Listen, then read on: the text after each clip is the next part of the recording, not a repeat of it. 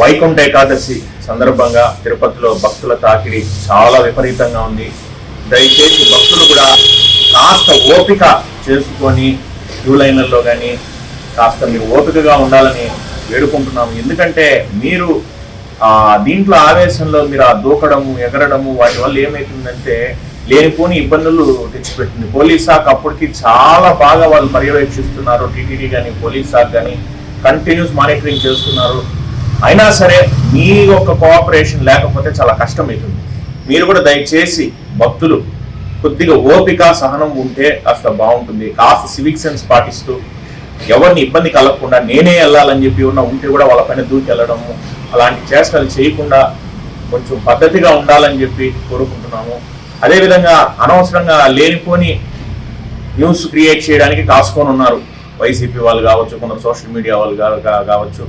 లేనిపోని already start చేసినారు. అక్కడ ఏమీ జరగకనే వాళ్ళకి జస్ట్ వచ్చిన భక్తులను సరిగ్గా వెళ్ళండి, ఎవరన్నా అక్కడ అల్లరి చిల్లరగా చేష్టలు చేస్తే వాళ్ళని గట్టిగా మందలించే ప్రయత్నం చేస్తున్న పోలీసుల్ని దానికి లేనిపోనివన్నీ సృష్టించి ఏదో జరిగిపోయింది, తొక్కిసలాట జరిగిపోయింది అని చెప్పి ఒక అవాస్తవ ప్రచారాన్ని ఆల్రెడీ మొదలు పెట్టినారు. దీన్ని ఎవరు నమ్మాల్సిన పని లేదు.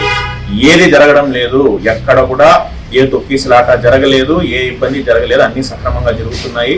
ఈసారి చాలా అద్భుతంగా వైకుంఠ ఏకాదశి జరుగుతుంది కాబట్టి దాంట్లో ఏ డౌటు లేదు. పోలీసులు కానీ టీటీడీ కానీ చాలా బాగా వ్యవహరిస్తున్నారు.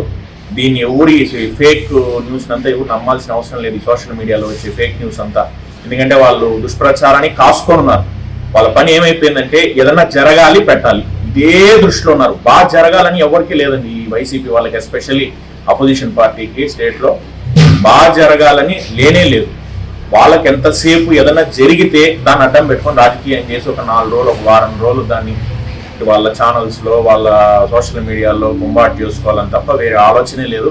కాబట్టి ప్రజలందరూ అప్రమత్తంగా ఉండండి, వాళ్ళ ట్రాప్లో పడద్దండి. వాళ్ళు పెట్టే ఆ ఫేక్ వీటిని మీరు నమ్మాల్సిన అవసరం లేదు. కొద్దిగా సివిక్ సెన్స్తో కొద్దిగా ఓపికతో భక్తులు ప్రవర్తించాలని చెప్పి కోరుకుంటున్నాను.